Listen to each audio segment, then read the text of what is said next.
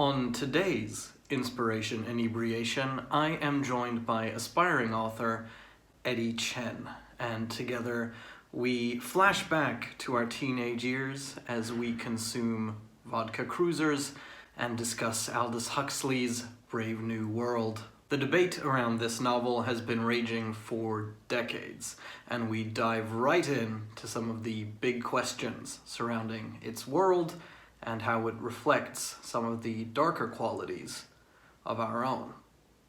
Also, we fight.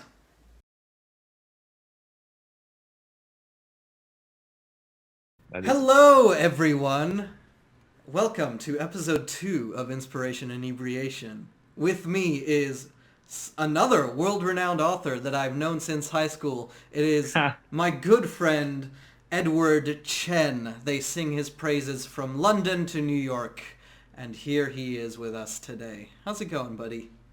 Hello. Are we just going to pretend we didn't chat for an hour and a half? Exactly, yeah. That's how Okay, yeah. Okay, cool, cool, that's cool. good, yeah. Yep. How's your day? So, Eddie, your chosen drink for the evening is what some would say the soma of our teen years. It's the Yes, vodka cruiser. Yes. So, much like many of the 18-year-old girls going to schoolies this year, we are enjoying guava flavor and... a mixed berry. Wonderful. Yep. That's actually why I chose it, because I'm pretty sure I'm going to expose you for this. This was like one of the first drinks we started off drinking with. We were doing that like year 10-ish, and a beer was too much for me. I had to water that down. I was like, this is feral. So we started drinking on this, and now I'm going back to it as of tonight, because we started here, and also because 10 years later, I don't give a shit anymore what anyone thinks. It's tasty. That's what happens when you hit your 30s, folks. You stop caring what anyone thinks. Exactly. Loud and proud. That sweet vodka, that sweet fruity flavor. And your inspiration for the evening, the book that has so inspired you, is Aldous Huxley. Yes. We're off to a good Huckleberry start. Finn's. Huckleberry Finn's. Aldous Huxley's Brave New World. Famous dystopic novel. Hey, you want to get into why you are really affected by and why this book really affected you? Sure. Okay. I take issue with the fact that you call it dystopic novel, even though that's what Mr. Huxley intended.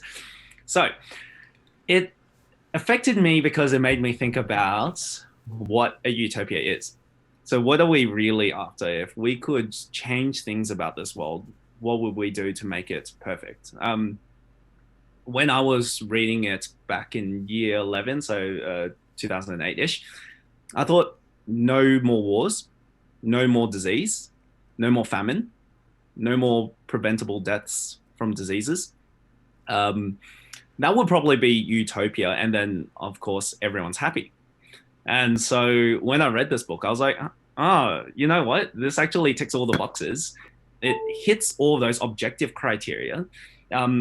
The world itself these days, like I've read it in preparation for this, I've read it again once, and it's horrendous. It's scary. Everyone talks like a child, and I would feel like it's suffocating. But that's, from my perspective now, conditioned to believe that my happiness is tied very much to my own identity and my own self-thoughts and all that.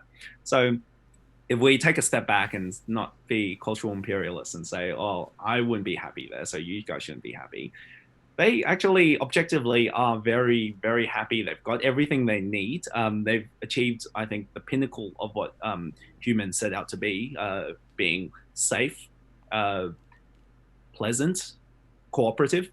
And so it affected me because it made me think, well, what is it we're really striving for? And even though it's a dystopia for most people, I think that if we had to choose between like our current society and that one, I think that one would be the better choice, because a lot of us here make that decision based on we're in the top 1% in the world of how comfortable we are.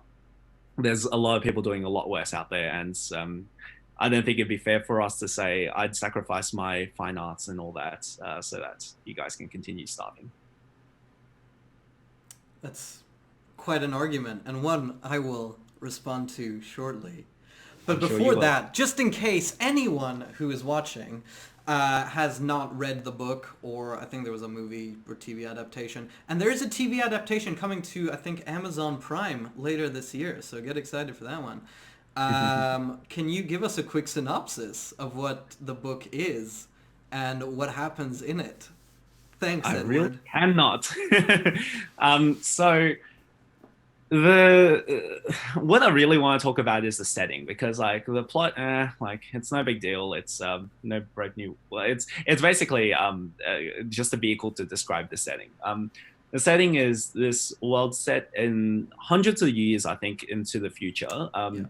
where children, people are born not through the normal process of human birth, but they're Everyone's like a all test tube.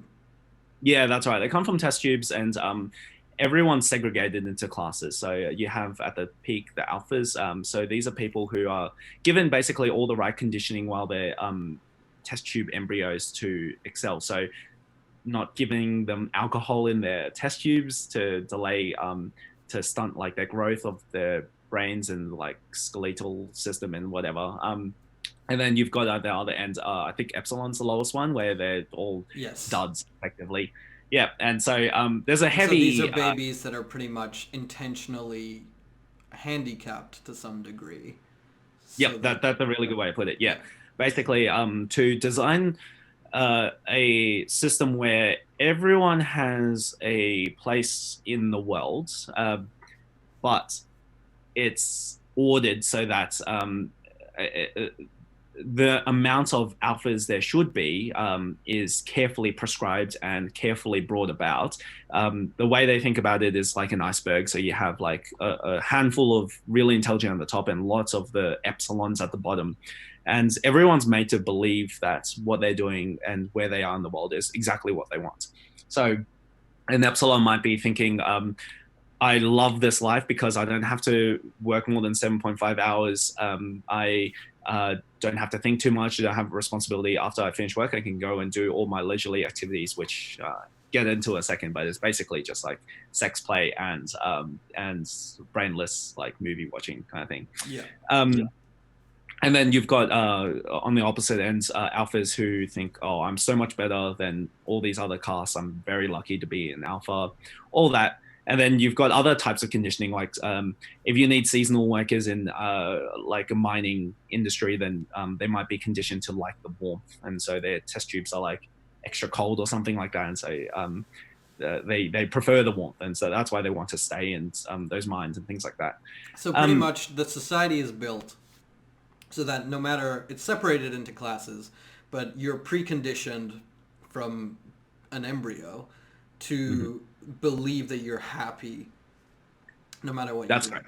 And if ever you feel unhappy, they give you this drug called soma, which is like, oh, you're having like a bad thought, have this, and the bad thoughts go away. And like they do, but then obviously there's lots of people who are addicted to soma. Yes. Yeah, I don't know if it's chemical addiction. It seems like that just they don't seem to understand how to cope with poor outcomes, and so their only mechanism is to take that. So yeah, like one of the primary characters I think is an alpha, and she's a woman called Lenina, and she whenever she just starts having a deep thought, she takes some soma and stops having the deep thought, and that's she's right. Happy with that. Like, yeah. Yep. So that's roughly the setting. So this is a world where effectively everyone is happy, although not the happiness that we would normally, we would call superficial. There's, like I said, no drugs, no war, no war, no preventable diseases taking the lives, no famine, and every so often there might be someone, like you said, that starts to stray away from this kind of conditioned path. And so the main protagonist, someone called Bernard Marx, he the hinted backstory, which is never clarified, is that they accidentally put some alcohol in his test tube, and so he became physically like an epsilon, but mentally like an alpha, and so he never quite fit in. And because he didn't fit in, he thought dangerous thoughts and all that. But yeah, basically anyone who thinks dangerously and does not fit within the norm gets sent off to an island effectively of their choice, and they get to live out the rest of their lives with all these intellectuals and outcasts and things like that. But they are not part of society. Yeah, so that was kind of Huxley's like, it's still okay, because, I mean, to be fair, unlike, I think, 1984, which is another kind of dystopia novel, if you don't agree, they don't kill you, they just send you away somewhere where you can, like, sip mojitos for the rest of your life. God, imagine a world where if you disagree, you get killed. I wonder if that sounds like any place we know. Where's that like? Jeez. Yeah. Sure wouldn't want to protest outside the White House right now. Anyway, but a big thing is, obviously, the main character is Bernard Marx, but one of the other main characters is John, who is kind of this guy. So Bernard, however you want to call him, Marx. He goes to Bernie. Bernie Marx. That makes sense. He goes to this like reservation, they call them, where people live outside of the society, but this isn't the exiles. This is like people who've never been in society, or in the society. And John is the son of a woman who used to live in the society, but she kind of got like shipwrecked, and so she had John, and John grew up in this more like normal human society, more normal, like more similar to what we have today. And then he gets brought into this world of Brave New World.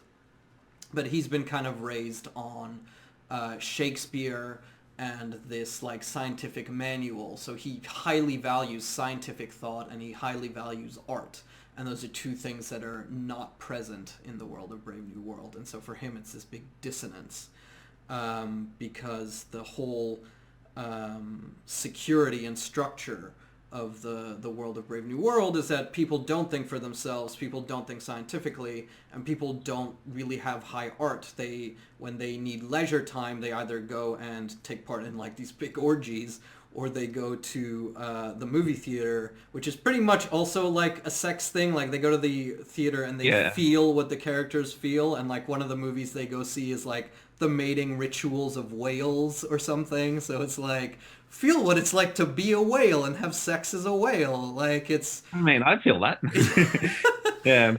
I don't know if he's so much into science. I think he didn't really know too much about science, but it's religion that he was really into. That's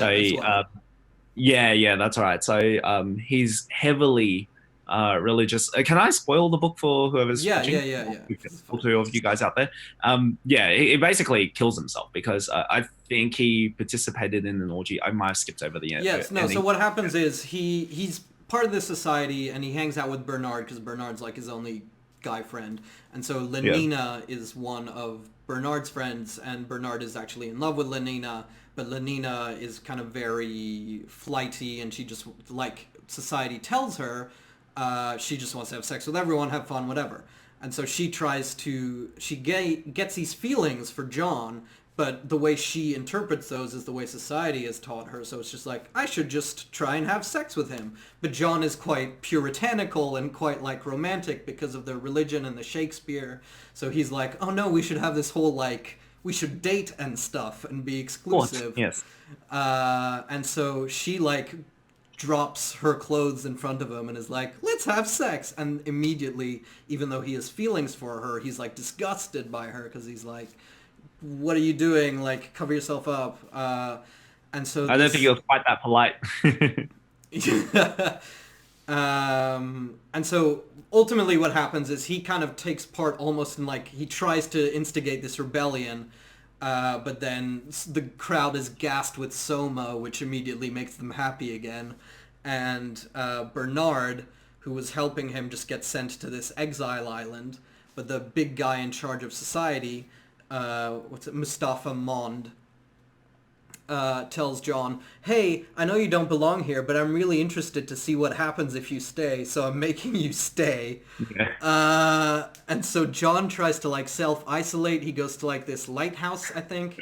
He was, yeah. In before COVID, it was cool. Yeah, and he's trying to exile, but people are so in the society are so like this is so different to them that they treat him like a tourist attraction, and they all kind of start gathering near this lighthouse and like being like, "Oh my God, look, there's that crazy John, all isolated." And then he sees Lenina, and it kind of devolves into this like thing where he kind of attacks her and then takes part in an orgy. And then he sees that he's like probably killed her, but it's never confirmed by the book. But that afterwards he also took part in an orgy, and so he kills himself, and that's where the book ends. And it's Shit, I really completely missed the depressing. part he killed Lenina. Wow, yeah, I got a little bit bored towards the end, so I'm just. Well, it's kind of like this weird like it's not maybe he didn't kill her. It's like he kind of gets aggressive and I think starts hitting her, and then the crowd kind of gets in on it. And then they all have sex. So it's like... Yeah. Yes. Isn't that what normally happens? Yeah.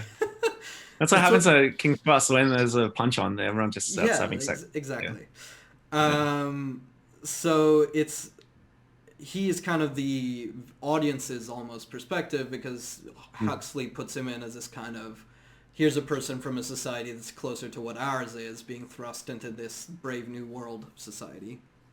Brave New World... which in itself is a reference to The Tempest, a Shakespeare play, where one of the characters sees all these like shipwrecked characters arrive on her island, and she's like, "Oh, it's a brave new world! I'm so excited!" But the irony is that all these guys are like terrible, evil people.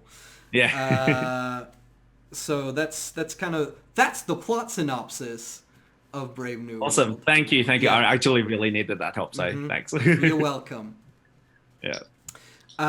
So yeah, I think a thing you mentioned, and I think that why it would appeal, and I think that's one of the things is, as time goes on, people are saying that this is more the dystopia that we can expect for the future than like more authoritarian ones. I think a lot of people were afraid after World War II, after Hitler, and all that, and Mussolini, that the world is going to be the state where it's everyone's in fear all the time, everyone's controlled, you're not allowed to think anymore.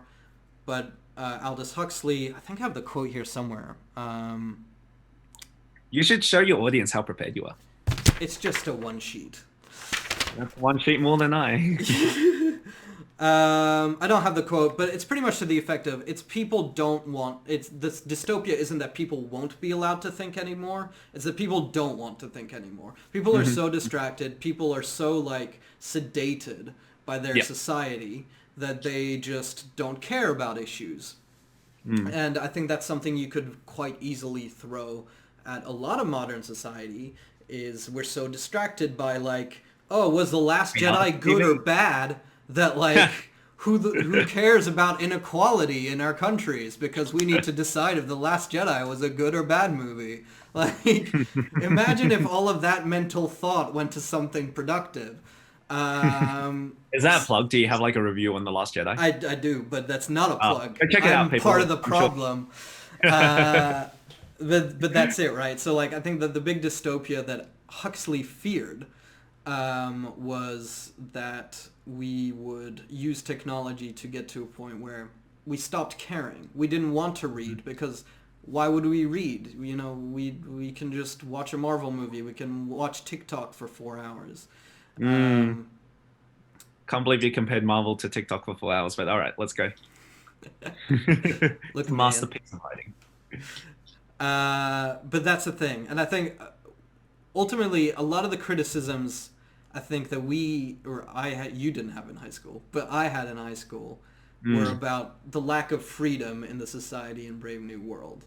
But on rereading it for this, I think a big thing that speaks to me more as a critique of it is the inequality, is the fact that there are different classes. And the thing is, this society is so technologically advanced that it doesn't need different classes. And I think that's my really ultimately big critique of it, is like, Oh, you can totally say, oh yeah, there's no freedom, but they're happy. But it's like, why are they so unequal? If your technology advances to such a certain point, you can just have everyone be the alphas. You don't need to have different classes of people who are divided by technology, especially. Like, it just, I think is a big... People get hung up on the freedom, but none of us are really free. We all live in a capitalist system currently. You know, we can't really decide who we want to be. that's funny you say that. Because that would have been one of my arguments. Like, what is freedom? Like, what you consider yourself to be in right now, that freedom. Obviously, you pointed out that we are not really free. Well, we're freer than what the book suggests from our perspectives. But I guess I have two things to say to that. So, firstly, you're saying, you know, value of freedom should trump, you know, no disease, no famine, all that. Are you offended on their behalf, saying you guys ought not to be happy because you are not free, in my opinion? But that's the point thing, one. but that's why I think the freedom argument is one that ultimately fails, because it is one that tries to say, oh, we're free as we are now, and so this society is bad because it's not free. But we're not free right now. You know. If Oh, you're... okay. Sorry, I misunderstood. Yeah. Yeah, if you're born a certain way, if you look a certain way right now, your life is totally different to the life of someone else who is born and looks a certain way. If you are born in a different... If you're born in Australia, you know, we get free healthcare here. Imagine being, you know, not tied to a job. I've lost my job recently. If I were in America, that would almost be a death sentence in the time of COVID, because that would mean I wouldn't have healthcare anymore. But now, thankfully, Exactly. Yeah. yeah. So like, there's no choices really that we do have. No, I mean, this, you can always argue about free will or whatever, but the freedom that we have is largely dictated by where and how we're born, and that is the same in A Brave New World. But the big thing that rubs me the wrong way about Brave New World, and why I think ultimately it's a dystopia, is that it is unequal when it could be a society that easily would be equal. There is no reason to have different classes. Yeah, so it's funny you say that. They do go into the reason why they say not everyone could be an alpha. So they explain how there was this experiment in Cyprus where only alphas were put on an island. And so in that novel, this simulated environment of Cyprus was run by people who, well, society is always going to have winners and losers. There's going to be people who have shit jobs that need to be done. And so the alphas that were doing those shit jobs were always intriguing / plotting to get the better jobs. The ones in the better jobs are always intriguing to, counter-intriguing, as he says, to basically preserve their position. And then there's strikes all the time, and people are discontent because everyone thinks that they should be at the top. So I can understand that argument. I think it's quite persuasive in the sense that, like, I don't think... Sorry. Oh, sorry, go. Yeah, but I think a big thing that maybe doesn't get... Maybe because of the time Brave New World was written in, is that a lot of those shit jobs can... Be automated? Even now, be automated. They don't have to be done by people. Right. So I think, like, that's actually probably right. Today, if there is some way to automate a lot of shit jobs, then perhaps that would be the utopia we should all seek. But if we had to choose, for example, between what we have now and what we have in the Brave New World, I think that just because there's this inequality we perceive, because we find that they should be offended by this inequality, it'd be very imposing to say you guys ought not to be happy right now. I think, like, they are happy. That's the whole point of the book. We would be coming in there to say they should think otherwise. Well, I think a thing there is that it is just this manipulation, right? It's almost like this static. It's manipulated to be static and stable and unchanging. And the problem with a society like that is that it never develops. And I think even though our society currently is flawed, much like theirs is flawed, our society, we always have the hope of evolving into something better. Where in Brave New World, there is not that hope of evolving into something better, because the whole conceit of that society is everything stays flat, everything stays the same, everything is precisely measured so that whatever it was 100 years ago, it still is 100 years from now.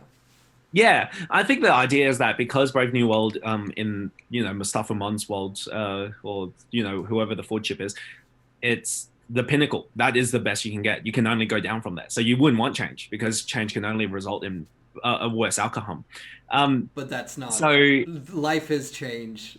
Change always happens. There is not. I think that's like. That's the problem with it. Is that's not as good as it can get. It can get to a point where inequality doesn't exist, and it can get to a point where people can probably live more freely and enjoy a free exchange of ideas versus... They did talk about that too, about like, why don't we make everyone have a 4-day work week? Like, it's technologically and scientifically possible, and you would still have the production of all the things you need. But then apparently because you have so much free time, then you start thinking. Yeah, you start thinking, and you might get into unhappiness. But by and so thinking. Obviously, yeah. So like, I can understand, like, we want to say, well, you should be thinking. Like, we place a lot of value on thinking, especially as two people who are probably, like, if we had to be sorted into classes, we'd probably be with like whatever C+. Ravenclaw. Yeah. No, I'm all about the Myers-Briggs these days. But so yeah, I just think that's. Sure, we place a lot of value on that, but let's say it's a converse. Someone from Brave New World comes over and looks at our world. They'd be able to make much better arguments to say how it's flawed, because like they'd say we're unhappy. They say that most of our society is unhappy. Like, very few people I found in my experience wake up wanting to go about their day. So a lot of people don't like their jobs. They kind of do it for the money or because they're trying to reach somewhere. And so that's what is your job, like 1/3 of your day. So everyone lives at least 1/3 of their day unhappy. Probably more, really. Yeah, probably more. Yeah, so like, if you have this world where every second of your day is happy because you enjoy what you do, you find that you're suited to what you do, then it's really hard to say that freedom is better than this kind of happiness, even though it's a very foreign happiness. Yeah, I think a big thing, though, again, is that just because our society is broken doesn't mean this slightly less, and that slightly less broken one is better. And I think a big conceit of Brave New World is that they just go, diseases don't exist. And is it? Like, is it? But it's slightly... like... we could easily say, well, in a few years, in our society, if things continue, most diseases won't exist. So I think it's like a lot of the reason why they're happy, in quotation marks, is that A, they're over-medicated, and B, that a lot of the things that make us unhappy, like food inequality, like not having medical cover, are things that are covered in Brave New World by this government. It's like, okay, well, you do get to go to the doctor, so... Yeah.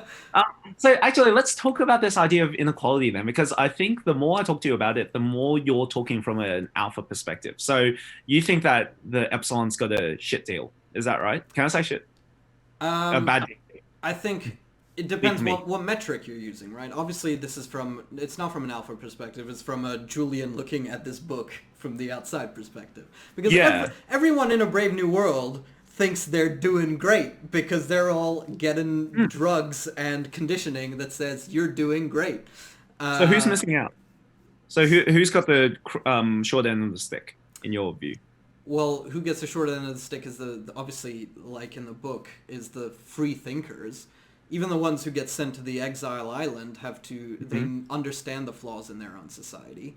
And the one who understands the flaw in society and gets told, nah, I just kind of want to see what happens, and ultimately kills himself because of that. Like, yeah.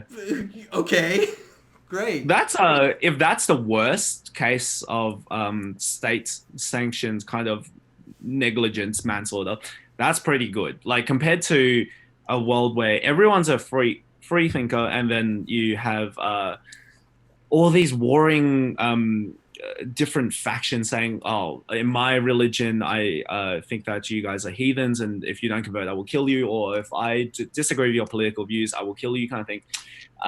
Or if you upset my power, I will kill you. So in this current world, yeah, we've got a lot of free thinking, but it actually causes a lot of the conflict. What is the value of human life? If we can actually preserve these human lives and say, okay, well, we get a little bit less free thinking, but everyone's happy. Is that really I not think a bad that's, price? it's kind of a whataboutism. It's like, you don't need to have... Brave New World is an example of, like, you don't need to go this extreme. Brave New World is really good in that it reflects, here are the things we're missing in our society currently. And what we're not valuing in our society currently is happiness. And what we're not valuing in our society currently is the valuing of life. Because that's it. Even their dissidents, even the people they disagree with fundamentally, they don't execute them. They send them off to an island, right? So it's like, because they value a human life.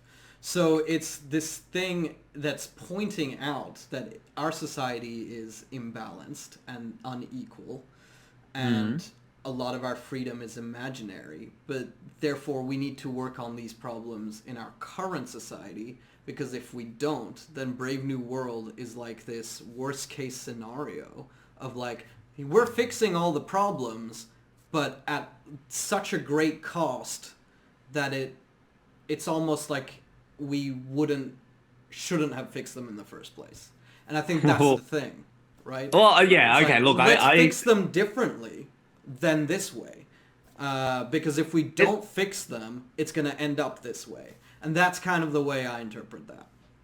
Yeah, look, I think that's probably what Aldous, or whatever, how you say his Aldous name is. Huxley. Like that's probably what he was thinking too. But like, I would be very loath to say it's a very high price for me to give up what I think is important. So I would rather, 3/4 of the world starve and fight in wars and die of diseases and all that, just because I really like my way of life. I don't know. I think that everything is... But that's a problem, right? That's the thing. And that's one of the big things with fighting climate change, is that a lot of people like us have to make sacrifices, and a lot of people like us are like, no, you know what? Actually, I do just want to keep eating beef, so fuck you exactly, guys. yeah. Like, No, but like, personally, I think that's highly irresponsible, right? Like, I've stopped eating beef for that reason. Like, I think, people like us who are privileged should be like, okay, we need to be willing to give up some of that to try and balance the scales. So why not give up fine arts and your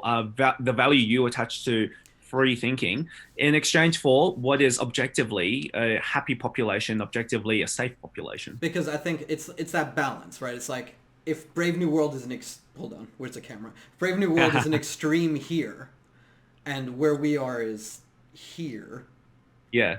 There's a middle ground where we can give up beef and not Shakespeare, where we can say, hey, maybe we should invest in solar power instead of coal. Scott Morrison. I'm sure he's watching this. Look, I think that the point is why I think it's a utopia compared to our current world, is that, it's all fine and good for us to sit in armchairs and say, we really think we should think of the better option. Let's not go to Brave New World. Let's get another utopia, some other model. But I think there's no utopia. The thing about, hey, definition of utopia. What's the definition of utopia? Do you know it? Oh, just paradise. No. So the definition of utopia in Greek there's no man's is like, no place, because it is impossible. It does not exist. There is no such thing as a perfect society. That is the meaning of utopia. And I think I mean, ultimately that is the deeper lesson that Greek philosophers can pass down unto us, is that there is no such thing as a perfect society, but what we need to strive for always is a more equal and more free society where people... again, you're putting a lot of... Where people who are born, however you're born, it doesn't affect your life. And I think that's the problem with the Brave New World, is like, you're born this way, therefore you are this. Where it's like the extreme almost of racism. It's like, except it's pre-manufactured, but it's like, we manufactured you to make this, to be this class, so this is what you are. All right, I'm going to cross-examine for a sec. So, do you prefer... That's the lawyer. That's the lawyer talking? Yeah, great. Do you prefer the world we live in to Brave New World? They both suck. Come on, man. Like, okay, so if you could, with a snap of your fingers, remodel this entire world to be like Brave New World, and get rid of what we have currently, would you? No. For that very same point, that I think the deep inequality that is in our world is also in their world. So it's like, you're not, that ultimate underlying issue is not one you're fixing. And that's what needs to be fixed. If you could be standing on top of a mountain and looking out over all the people who face inequality today, all the people that are starving, all the people that are dying, and you say, no, I would rather that we continue because I think that there's inequality in this Brave New World, you would say that to them and be happy with that? I wouldn't say continue, because continue means stick with the status quo. I think... Oh, you'd say like... I think our society needs to radically change. And we'll try to... Yeah. Yeah. But you would offer no roadmap to change. I mean, I'm not a I can offer a roadmap. I don't know if it'll get stuck to. You know, I could definitely be like, we should do these things, but... But you concede you're no economist, right? I'm not a what? Economist. Well, you know, economists are a dime a dozen. They come out of universities, you know, more often than anything else. And you concede you're not a scientist. I listen to Neil deGrasse Tyson's podcast. Oh, you're not making many concessions at all. So, like, yeah, I mean, obviously, I would hate for us to lose our individual identity, because that is, for me, the most important aspect of me. I think, like, one of the most important quotes in my life is what Steve Jobs said: "Don't be trapped by dogma. Don't be trapped by what other people think. Like, just do what you think is right."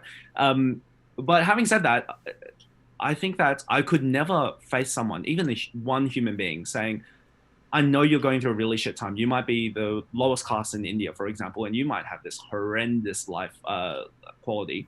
But I think that maybe one day we'll have a better outcome than Brave New World, and therefore continue as you are.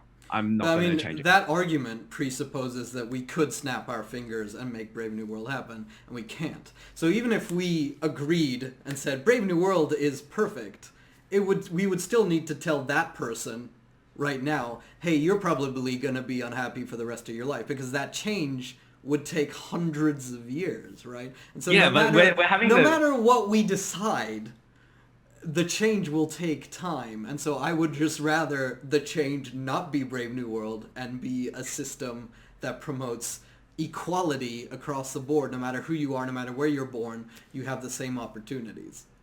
Yeah, I guess, like, because right now this is very much a thought experiment. It's asking us, what are our true principles? So do we really value the right to be unhappy, as John Savage says, right, or do we value social cohesion and social safety and happiness? And that's the thing. Yeah, it's like I think ultimately where I diverge from Huxley is, I think what really mattered to Huxley in his thought experiment was this concept of freedom.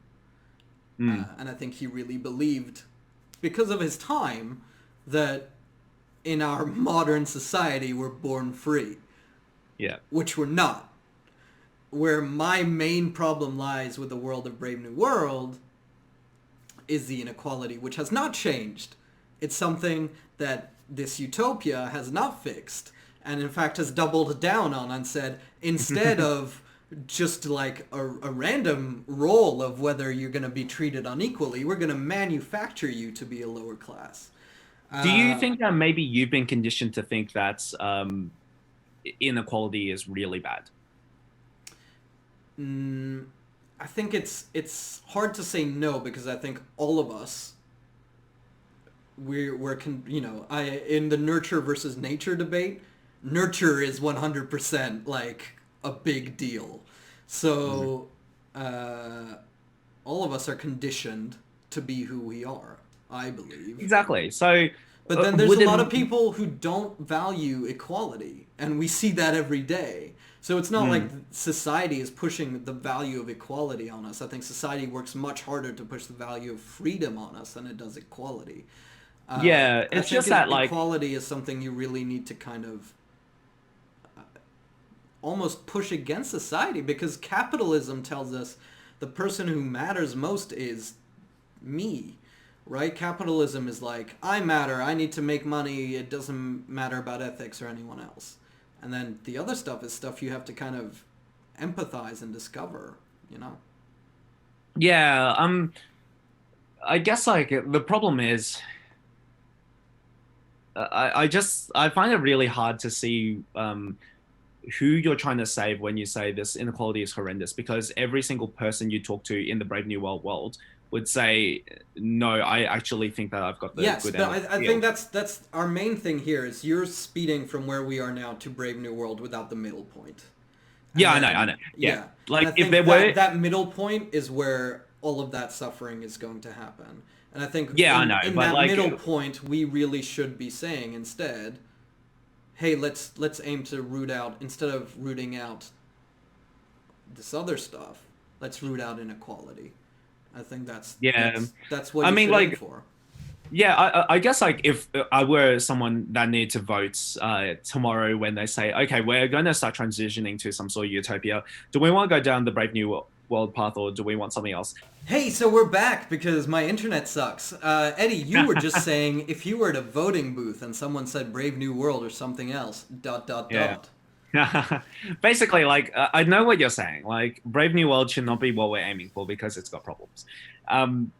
But if we're presented with Brave New World, or today, our current system, or some other miscellaneous system where we have no ideas hammered out, I'd probably pick Brave New World because we actually have...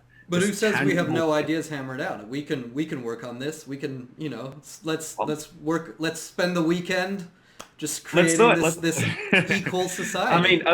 I mean that was so talking about inspirations. That's what inspired me to write my book, and I tried to write different ways of having utopias, and so it would very much be like one of the utopias that would forego, for example, fine arts again, is that we revert back to this very simple life where if we could genetically engineer like the world around us to be abundant with fruit and plants and stuff, and to make us very powerful in a way that, like, for example, we don't really age and things like that, then we could just live off the land, and we wouldn't really need to worry about any of the things that normally attack our bodies. So it might not be predators or might not be disease and things like that. So, but I guess like the problem is if our ultimate question is Brave New World and utopia or not? When I compare it to today, definitely is. Whether it's the best utopia possible, probably not. Right. But that's it just depends on what our question is. And if your question is it worth it to get to Brave New World? Because there will be a lot of suffering and dying and all that in the process. It won't be a clean process. I think the book hints at something like that. There's like some 9-year war or something. I didn't read it well. But it's... I didn't pay attention. I just paid attention to what I wanted to pay attention to. Yeah, exactly. Yeah. But yeah, if the cost is, say, 200 years of suffering over 20,000 years of stability and happiness and things like that, sometimes you got to take the trolley problem and just say, yeah, it actually might be better that we have that. The answer to the trolley problem is to just hit the brakes. Oh, well, I kind of just Yeah. wanted to see some splatter. So yeah, I don't know, like, and it's very much like I don't want to sound too much like the whole like great leap forward kind of bullshit where so many Chinese died because like the politicians like, oh, this is going to lift us out of poverty and all that. But it just like it's sometimes indecision is just as bad as action. And if you have the chance to save so many people, you have the power, but you choose not to because either it offends your own values or because you're always hoping for some better option, that might end up costing a lot of lives. I think that's rewinding. You make the point. I think yes. I think if we're comparing it to where we are now versus just Brave New World, just a one-to-one comparison, undeniably everyone in that society is happy, and a big thing we're missing in modern capitalist society is happiness, right? So undeniably on that metric, it's like that society is better. But oh, did I really just hear that concession out of you? So at least you would say, pinpoint right now, this society inferior to Brave New World. I think our modern society is almost dystopic. It's almost a parody of itself. How fucked up our modern society is. Like I could have sworn, like earlier you said though, like you wouldn't actually change this right now if you could snap your fingers and suddenly everything would change. No, because I wouldn't. Because if I snap my fingers and there was a sudden change, if I have the power of the Infinity Gauntlet, I'm gonna change it to be something other than Brave New World. I'm gonna make it different Utopia, right? So that's, okay, but if it had to be one of the two though, that's a tough because what we have currently. And that's what I said earlier, is we have the hope of something better than Brave New World eventually. And so if your concession for Brave New World is that there will be a period of suffering before we get there, then you also need to concede that if we can aim for something better than a Brave New World, which I firmly believe we should, there will also be a period of suffering to get there. Because any change takes time, and that's it. Even like our modern society, if say we enact the changes that we need to kind of start balancing the scales of equality to make sure that people in countries that are often forgotten are not forgotten anymore. It's still going to take time. I mean, I can say this here, but just because I say it, it doesn't make it so, right? It'll take probably decades for changes to happen, maybe centuries. Right? So, like, suffering will continue, which is not a good thing, but that's... What can I do about that, right? So, if suffering has to continue, I would rather the endpoint not be Brave New World. Bam! Okay. Well, I think, like, we're very different people in that sense that so I might be more of a pessimist / realist, and you might be more of an optimist in that sense. I just for anyone watching, if there is anyone out there, there's usually about two at this point. In the good. video. Okay. Yep. I promised Julian I would keep it to 15 minutes because I genuinely think that that's what viewer attention is. So whatever this is, I'm pretty sure it's way past 15. So sorry if you're sticking around. Thank you, but everyone else would not be here to see this. So it's fine. Yeah, exactly. Bye. Yeah. So anyway, so that's the main reason why I think it's an inspiration, because it generates these really interesting debates. It makes me think who's willing to make the hard sacrifices. And Julian mentioned that I am like writing a book, and one of the this is spoilers, but who knows, it might never get published. By the time they watch this video, they will be going back because you are a multi-billionaire successful author, and they'll be and then whoa, here's Eddy. Yeah, well, actually, this will be my first ever interview then, so you will instantly become a superstar yourself. But I'm probably sure it'll be the other way around. It'll be like, oh, what's Julian's content? Oh, there's this random author guy, or wannabe. This guy thinks a dystopia is a utopia. Let's throw things at him. Yeah, but like in the book, it's there are a group of people that make hard choices to save the world. This is in a world where, let's say 60 years from now, the doomsday clock has ticked past midnight.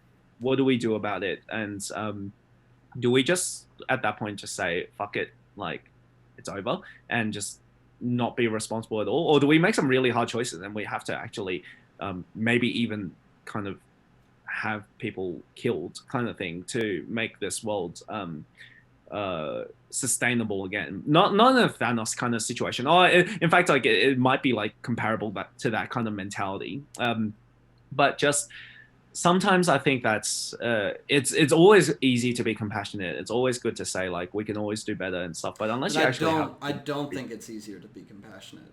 That's the thing. You don't think so? I think it's easier, and that's why most governments are not compassionate. I think it's easier as a government to be like, well, we can cut some costs by making sure a certain percent of the population don't survive coronavirus. So I don't know. That'll get rid of our pension problem. So let's do that. Perhaps we've flipped in terms of optimist and not. I don't know. I would think that it'd be really hard for a government to be like, oh yeah, let's save the economy. Let's have 20,000 people die. That sounds about right. That's literally what, people in America are preaching. Yeah. Look, yeah, I've got to make. They're literally saying. Yeah, 100%. Yeah. Look, I think in America they are actually doing that. It's scary. It's absolutely terrifying. Like that country is run by so many. Anyway, so yeah, I think so. But then you've got a lot of other countries out there. Like America is just one of them. As much as they want to make themselves out to be the single country. So I don't know. I think that a lot of countries are actually trying to do the compassionate thing. But it's always that mix. Even here, even though our society is a bit more socialist than America, we're 100% more social, so we're way more communist than most countries. Not than most countries. Than America, yes. You don't think so? Have you been to Europe? Scandinavian countries, okay, but otherwise, no, I don't know. Yeah. Our prime minister's main thing still, like if you ask him what the priority for the country is, he doesn't say it's saving lives during the time of coronavirus. He says, it's jobs. That's the one word out of his mouth all the time. Is jobs, jobs, jobs, jobs, jobs, jobs, jobs. Because the only thing that matters to these people isn't humans. It's not compassion. It's not being good. It's money. So I think that's the easy answer in a lot of modern societies. Like, what can we cut to make money? How many people in society can be unequal where the majority of people don't care? Even the things we do, like this table behind me is like a crappy Target table that was probably made in a factory by someone who was working 12-hour days. And it's like, how many of these can society make before people start complaining? And we've reached this point where compassion doesn't matter, because if, even me, like you can say I'm a hypocrite to a degree because I've got this table that cost me $10 that was probably made. It was probably made through great suffering, and like I'm not out there not buying it. I bought it because I don't want to spend $100 on a table. I'll spend $10 on a table. Like, I think it is much easier to not be compassionate, especially in our society. Yeah, okay. I think in that respect, yeah, probably.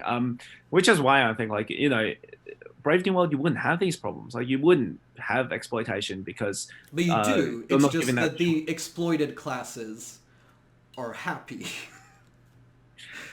I mean, can you imagine yourself looking one in the eye and saying, you are happy? Like, they're happy. You're not happy, but they are. But again, it's like you're skipping the middle point.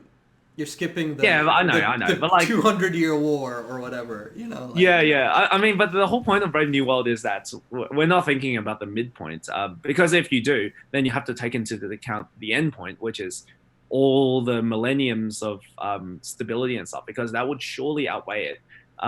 But yeah, I don't know. I think it's really difficult to say that our society right now, even though it doesn't have the same type of inequality, is somehow better. Or I know that's not exactly what you're saying. You're not saying that we're better. I don't think we're better, and I think that's the thing. But what I believe and hope, especially with the protests and everything going on now, is that we can strive for something better than Brave New World, and we can strive for something better than what we have now, something where inequality is not a factor anymore, and that's what I want to hope for, and what I want to believe in. But as you say, a big part of Brave New World is that we got to have this not 15-minute long conversation about what it means and like what do we value as a society, because one of the things Brave New World does get right about society is valuing happiness, and that's not something we really value broadly, especially globally, right now. I mean, I've been reading like all these like case studies of like, for example, a Korean child, a typical Korean child, they would wake up like 6 a.m. or so, and then study before school, go to school, and then go to this after school thing, and they go to like some after school thing, and then they study until midnight, and then maybe get a little bit of sleep. And on average, they consume like 7 cans of like whatever the equivalent of mother, some sort of energy drink is. But I don't know, like this might be just this one person, but if that is life, the culmination of your time being to memorize shit that you don't even care about, what kind of life is that? You're going to stuff up these children's socialization and the entire period of learning how to actually be a real adult, and then you'll forget how to interact with women. You'll forget to interact with men. You'll forget how to be kind to each other. You'll forget how to ask about each other. So I don't know. Yeah, I just think that's where we're going down now. Like, we're clearly the dystopia. Brave New World is... We can both agree that fundamentally our modern society is broken. And but not just broken. Worse than Brave New World, which is, I think, like... I was surprised you held that view because now we're both in the minority. Most people that read Brave New World would say that is worse than what we have now. I mean, it's like, what metric are you using? And if you that's the thing. Like, no one has a real metric because but if you're using broad societal happiness, Brave New World is better, easily. Yeah. Well, even individual. Doesn't have to be societal. But I mean, on both metrics, individual and societal, people in Brave New World are happy. People in our modern society, the main plague that affects almost everyone, whether we're privileged here or we're unprivileged anywhere else in the world, is it's just deep and sincere isolation and lack of happiness, and that's something every single person, or maybe not every single person, but a lot of people struggle with in our modern dystopia. You're gonna have to like chuck a happy song at the end or something, so it's not so gloom, this whole thing. Man, my channel, the last 3 videos, the 2 times before this was a video about how Disney sells us dreams but is an ethically corrupt company. The one since then is a Black Lives Matter video about how black people have been widely oppressed, and this one is just about how society is broken. So it's been a happy time on my channel this month, really. I think it very much reflects the state of the world. It's just like, it's interesting because like you don't see too many books about utopias. It's really hard to think of what is a utopia. So I think that Brave New World is kind of interesting because it kind of stumbled into this, even though Mr. Huxley was like, no, fuck it, this is like the worst thing possible. There's no God. How horrendous. And fucking just every single reference to humanity was like, a man can no longer do this. And so he obviously had this really narrow understanding of life. He only thought about from his rich white perspective. So I just think that's, it's always good to say that we can do better and that there's a better world out there and all that.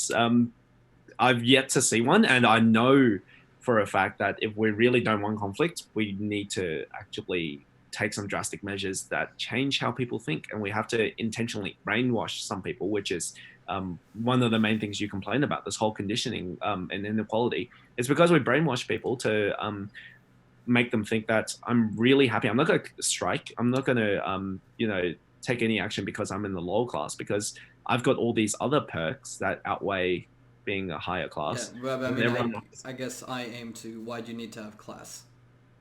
And then Yeah, well, I mean, so yeah, the book just the idea in the book is that not everyone can always be at the top.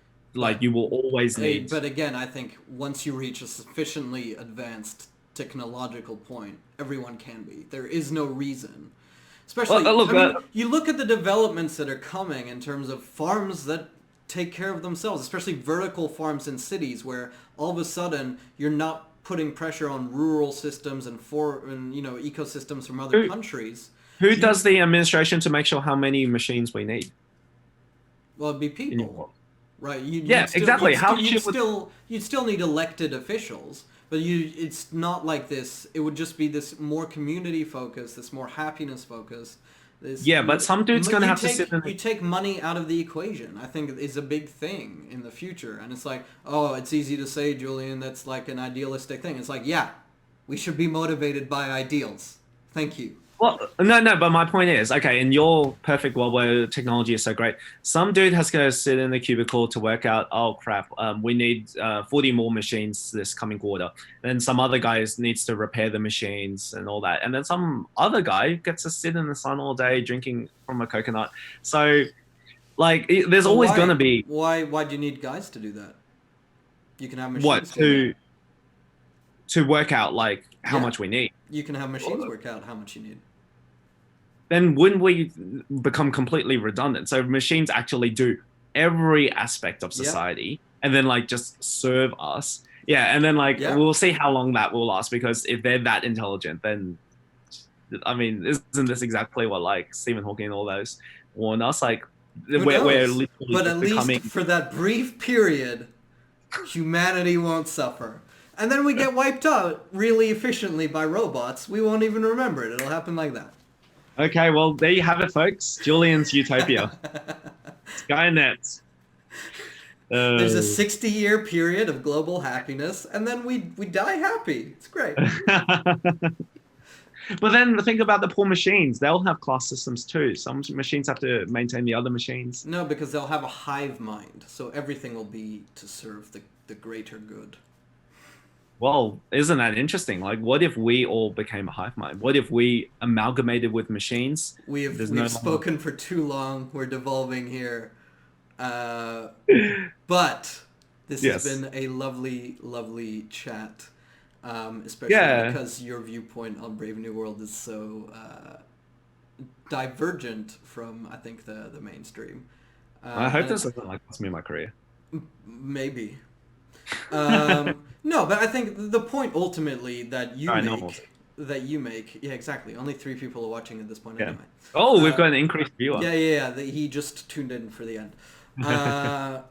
Is that it points out that our society currently is shit. So and it's true. It is. And really an alternative that is as bad as Brave New World is still better than what we have now. So it's like, maybe it's time to wake the fuck up and make some structural change. Yes, although we have no guidance as to what that change may be. Well, we do. There are plenty of guidances out there. I just didn't write them down on my cheat sheet, man. Well, look, if there are any viewers out there still hanging on, thank you very much for watching us ramble. Hopefully that was kind of interesting. Ask yourself, like, would you be able to stare someone in the face and be like, I'd rather you continue suffering? That's what I want you to think about. That's what Eddie wants you to think about. And you will read much more of that in his upcoming book.